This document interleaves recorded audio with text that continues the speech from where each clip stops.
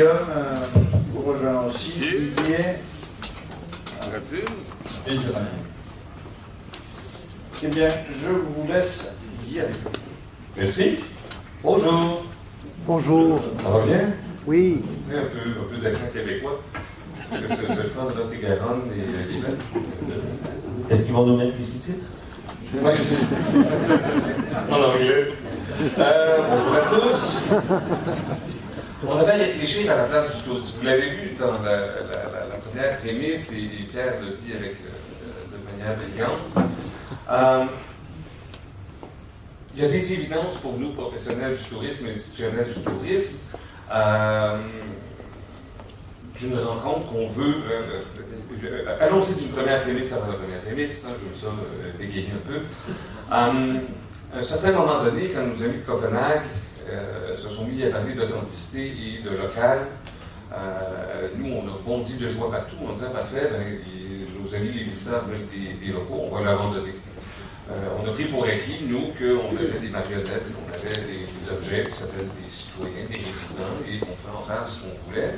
Et on est également convaincu de la chose suivante, c'est que le tourisme est un acteur économique et identitaire très fort, donc théoriquement, les résidents devraient adhérer à tout ça sans aucun problème. Même s'il est vrai que nous sommes tous convaincus, avec raison, de l'importance du tourisme comme facteur économique et identitaire. M. le Président m'a présenté, c'est le premier argument qu'on amène en disant que le tourisme est bon pour nous, puisqu'il amène de la richesse, des devises et une richesse humaine également. Est-il vrai que nos amis, les citoyens et les résidents, en sont tout à fait conscients? Il y a donc un travail d'emblée à reconnaître, parce que le résident, qu'est-ce qu'il vit avant tout? C'est les inconvénients, les irritants et les contraintes.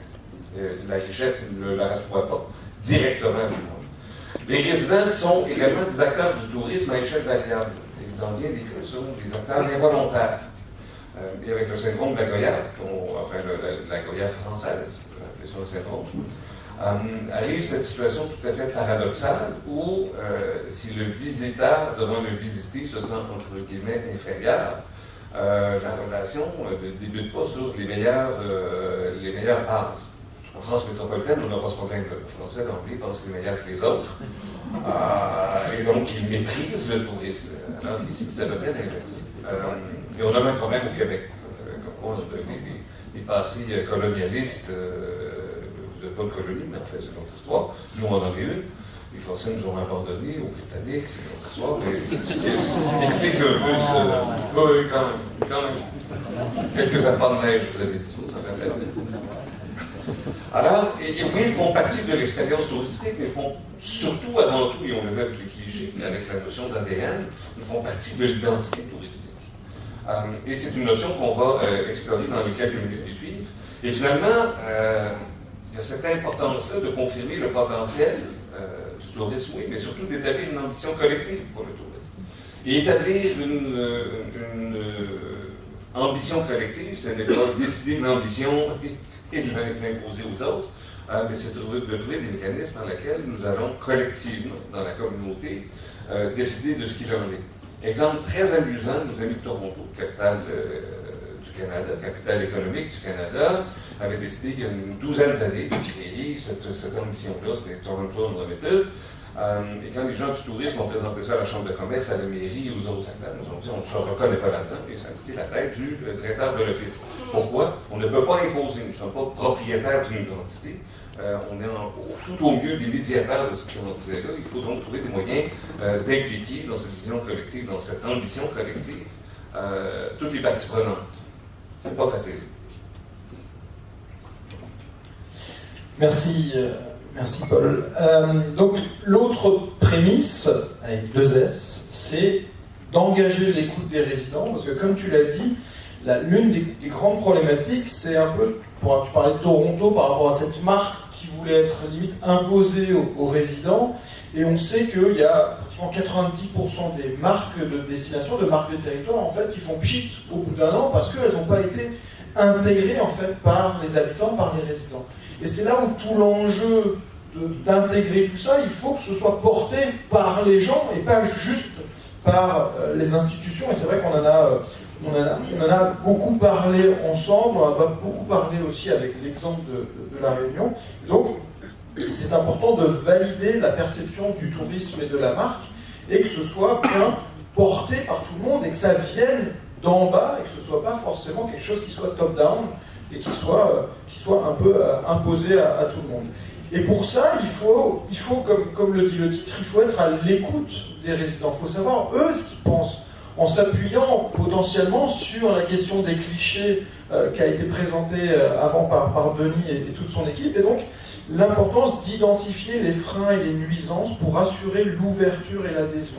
Et on entend beaucoup parler aujourd'hui de la question de l'overtourisme, de cette surfréquentation touristique et des potentiels conflits qu'on entend entre les résidents et les touristes.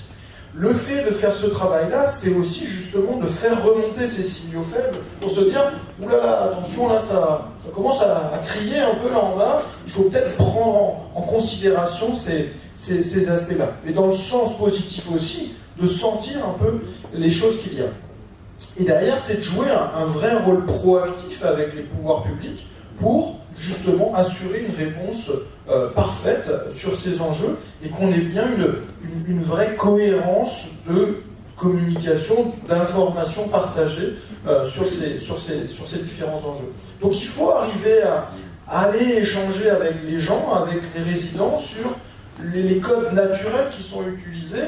Et moi je suis un peu un geek et je suis tout le temps connecté avec mon téléphone accroché à la main sur Instagram et sur tous les réseaux. Moi, je suis allé creuser un peu les différents hashtags qu'on peut retrouver en ligne et de comparer un peu tout ça. Donc il y a La Réunion Léla, il y a 974, il y a Île Intense et il y a Explore la Réunion. Et on voit que celui qui est le plus utilisé quand même énormément par les locaux, c'est 974 avec 609 000 occurrences sur ce hashtag-là. Et derrière, quand on a les choses plus officielles avec Explore la Réunion, même bien sûr la marque est beaucoup plus jeune, on est sur 8400 occurrences. Donc c'est aussi là de se poser la question, comment je vais reprendre des éléments de la communication informelle des gens, des résidents, et de voir comment on rapproche justement cette demande pour pousser les gens. Et Île Intense est assez intéressant parce que avec plus de 40 000 occurrences, on sent que ça commence à être vraiment utilisé par les gens de manière naturelle, et pas uniquement par les touristes, mais par un peu tout le monde. Donc voilà, c'est assez intéressant d'aller aussi creuser ce qui se passe sur les réseaux sociaux.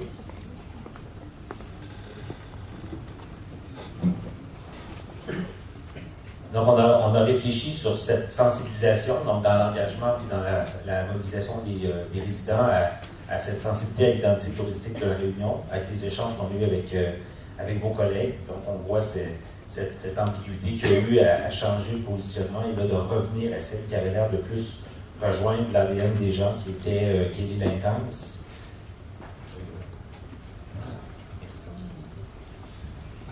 Donc, de travailler sur cette appropriation de la marque et des codes de la marque par la population. Donc, c'est d'aller au-delà de la signature et l'intense ou du terme et d'avoir un développement collectif de sa compréhension pour les gens, de trouver de quelle façon on est capable que ces codes de la marque soient incarnés. Et là, il y a un enjeu pour les pros du tourisme de changer cette approche qui est un peu dans du phrasé ou dans une terminologie qui est très promotionnelle. Puis là, je regardais un peu qu'est-ce que ça voulait dire l'île intense, donc intensément exotique, intensément grandiose, authentique, trépidante, envoûtante, préservée et ressourçante. Pour un touriste, ça fonctionne. Si vous me parlez, j'ai envie de revenir. Mais je suis un local. Est-ce que je me sens passionnément préservé, ressourcé, trépidant? C'est une appropriation qui est plus difficile. Donc, c'est de faire attention à nos codes de la marque et de trouver de quelle façon on va ramener l'ADN de la marque, les piliers de la marque, qu'est-ce que c'est en termes de valeur et qu'est-ce que ça veut dire pour moi, réunionnais, que j'habite l'île Intense. Donc, c'est peut-être cet exercice-là qu'on a à compléter ou à réfléchir sur les valeurs inhérentes à cette intensité. Et je faisais un parallèle, juste dans l'occasion de nos partages qu'on avait avec une démarche qu'on est en train de faire au Québec sur la marque. La marque du Québec, c'est Québec original. Et ça peut se décliner de différentes façons. Et ça vient avec différentes signatures de campagne sur le lâcher-prise, sur les vues multiples. Donc, vous avez peut-être vu Chambre avec vue, sur les émotions intenses de Blind Love, donc de vivre le Québec par tous ses sens, qui est une bonne communication touristique, mais qui en même temps, au-delà d'une première fierté, est difficile à décoder pour les touristes, donc, pour les locaux. Donc on travaille sur les piliers que sont les gens, le territoire et la culture. Au Québec, on dit un accueil généreux, donc ça se ramène à la notion de sincérité dont on parlait tout à l'heure. Qu'est-ce que c'est cette intensité des gens, cette intensité de l'émotion de la rencontre, cette intensité de l'accueil? C'est facile pour quelqu'un de dire « Ah, parfait, on parle de moi, on parle de ma personnalité, on parle de ma façon d'être et d'agir et d'entrer en contact. » De parler de l'intensité de la trame touristique, l'intensité de nos événements, l'intensité au niveau culinaire, au niveau de la culture, au niveau du... On a déjà découvert plein de trucs dans les 3 jours qu'on est ici, au niveau du piment, au niveau de différents éléments de bouffe. Non, mais c'est fort, le piment. Mon copain, il s'appelait ça de la moutarde. L'intensité des paysages, naturellement, mer, montagne et volcan, donc ça devient une simplification des codes pour réussir à ramener les gens à cette compréhension de ce que c'est. Et puis nous, on est en train de passer une démarche d'engagement de la marque où on passe d'une connaissance, connaître la marque, à la deuxième étape qui est d'amener les gens à incarner la marque. Naturellement, avec une intensité plus grande qu'on est un pro, mais d'être capable d'aller vers cette incarnation, faire vivre la promesse qu'on a faite, et ensuite d'aller vers la participation au rayonnement.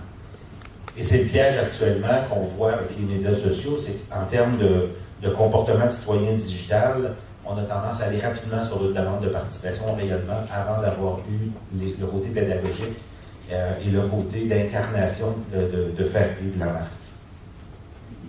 Donc, il faut établir les approches, les canaux de communication, c'est partir d'une vraie stratégie de valorisation de la marque et du tourisme, qui vont passer par de la pédagogie et des partenariats. Donc, on peut difficilement le porter tout seul. On va chercher à ce que l'île intense puisse devenir une signature un peu plus transversale. On est dans l'approche de stratégie d'attractivité de territoire, de bien repenser le mix avec Explore la Réunion. Explore la Réunion, pour moi, est beaucoup plus une ligne marketing où on invite les Réunionnais à découvrir l'île intense. Donc, ils peuvent très bien cohabiter, mais ils ne doivent pas se mettre en opposition. Il va falloir penser, parce que vous avez une caractéristique très importante comme destination, c'est une diaspora. Donc, de voir aussi que dans le discours de la diaspora, il y a une récupération puis une intégration d'une incarnation de l'île intense comme code de base à cet engagement, cette participation constructive des résidents. Pour rien vous cacher, il y a 10 minutes, je ne savais pas que je devais intervenir. Juste pour dire que tu es intervenu beaucoup pendant notre travail. Non, mais au-delà de tout ça, en plus, c'est un plaisir de vous entendre parler, avec un accent particulier. En fait, tout est dit dans notre groupe de travail. Me concernant, le point important, c'est qu'il faut absolument que la population réunionnaise, alors là, il va falloir trouver les outils qu'il faut, mais il faut absolument que la population réunionnaise, on est un peu plus de 800 000 sur l'île, soit consciente des enjeux du tourisme et quelque part qu'elle retrouve de la fierté à se montrer et à faire de notre destination une destination qui plaît à tous les visiteurs. Je pense qu'on est tous ici intéressés par le tourisme, moi-même je le suis, et malheureusement je rencontre quelquefois des compatriotes, qui soient sur un sentier ou ailleurs, qui n'ont pas vraiment conscience de cet aspect du tourisme. Donc la population Réunion, pour moi, est un vecteur, voire plus même un tremplin, pour la réussite de notre stratégie touristique. Merci. Et pour reprendre ce que disait Pierre Belrose au départ, c'était on ne peut pas forcer la rencontre. Parce qu'au final, des résidents motivés plus des visiteurs motivés, ça représente quand même pas grand-chose. Sinon, tout le monde se ferait des bisous partout dans les rues, etc. Et c'est pas forcément ce qu'on voit entre des touristes et des résidents. Et donc c'est vrai que c'est marginal. Donc il y a quand même un travail à faire de sensibilisation, d'acculturation, comme tu le dis, pour essayer justement de dire qu'il y a un travail à faire de rapprochement, parce que certains sont intéressés et n'arrivent pas forcément à rencontrer l'autre de manière facile et aisée.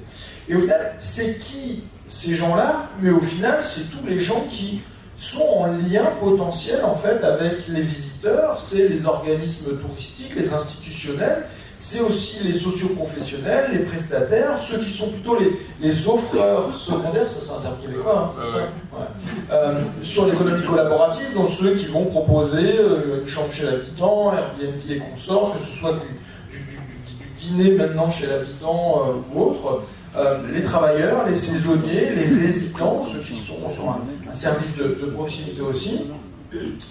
On a parlé des affinitaires avec, là, par exemple, les réunions du monde, les élus, et aussi les touristes qui sont venus, qui sont devenus amoureux et ambassadeurs derrière, en fait, de la destination. Et ça, il y a différents niveaux d'engagement au final. Derrière les niveaux d'engagement, en fait, nous, on s'est dit, tout le monde n'est pas engagé au même niveau. Il y a des gens qui peuvent être même négatifs par rapport aux touristes. Tu parlais des Français par rapport aux visiteurs, prennent un peu de haut, etc. Il y a des gens même qui vont manifester. On a entendu les trucs à Barcelone où on mettait des clous dans les pneus de vélos de location, etc. C'est plutôt négatif quand même. Derrière, il y a les niveaux plutôt neutres. Et petit à petit, on peut engager derrière en fait le résident qui va s'impliquer pour être au départ sensibilisé, puis fier, puis informé, puis mobilisé, puis engagé et proactif, où là, il y a vraiment une démarche d'aller vers l'autre, de lui proposer des choses et d'avoir un véritable accueil. Et on se dit que le minimum, c'est déjà de faire sortir tout le monde au-dessus de neutre pour que, au final, le souvenir des visiteurs soit très très positif. Et la question qu'on s'est posée après, c'est qu'il y a des moments par rapport à tout ça, et là je te donne la parole. Incroyable. Vous l'aurez compris, la trame de fond de la journée et de notre intervention est de dire, et c'est le problème, je veux dire, c'est également un problème, de la part des gens des communications du tourisme, cette tendance qu'on a à surintellectualiser les succès, les échecs, et se donner des trames pour expliquer le tout. Et on est avec des stratégies qui sont éminemment complexes. On disait tout à l'heure, toutes les déclinaisons de la marque. Si minimalement le résident de manière neutre ne comprend pas de quoi on parle, on est visiblement dans une création abstraite et qui sera d'aucune utilité. Quand on travaillait entre nous, seulement entre nous, avec les gens de com et avec les gens de tourisme, ça pouvait encore passer. J'appelais ça nord-américain, on appelait ça, personnellement j'appelais ça la danse de la pluie. Vous connaissez l'idée de la danse de la pluie chez les Premières Nations nord-américaines. Il y a le costume traditionnel d'apparat pour la danse de la pluie, donc la danse de la pluie. Et si par hasard il pleut par la chute, on dit bravo, c'est parce qu'on a fait la danse de la pluie. Un touriste, c'est à peu près la même chose. On a fait la corde, on a travaillé, on a fait ci, on a fait ça, merveilleux, il y a plus de touristes. Ah, ben c'est parce qu'on a fait tout ça. Le résident nous ramène à une réalité basique et simple, c'est-à-dire si ce n'est pas compréhensible pour le résident, logiquement, ça ne devrait pas l'être beaucoup plus pour le visiteur, pour le touriste. Donc, on a un enjeu ici. Il faut donc intégrer dans la gouvernance de la destination, et ça c'est encore une fois de manière intellectuelle très simple, c'est très vertueux, incluant le local dans le partage des actions tout au long du cycle du voyageur. C'est pas dans la décision ici que c'est difficile, c'est dans le rendu. Et je donne ici l'exemple tout à fait fabuleux. J'ai participé à cette démarche-là, j'ai animé cette démarche-là. L'Office du tourisme de Québec, organisation donc, de promotion de la ville de Québec dans la province de Québec, dans le Canada, en Amérique du Nord, a décidé de se questionner. C'est 60 employés, un budget d'environ 25 millions de dollars canadiens. Ils se sont dit, 25 millions, je vais mon budget, donc un peu de tourisme, ça fait bien, mais ils se sont dit, à l'échelle de faire une différence dans le tourisme, 25 millions, c'est bien. Si Bookings est capable de mettre 3,5 milliards de dollars pour faire la pub dans une seule année, le 25 millions de Québec, on comprend, c'est du pipeau. Ils se sont donc fait la réflexion en disant, nous devons revoir, vous connaissez tous le cycle du voyageur, hein,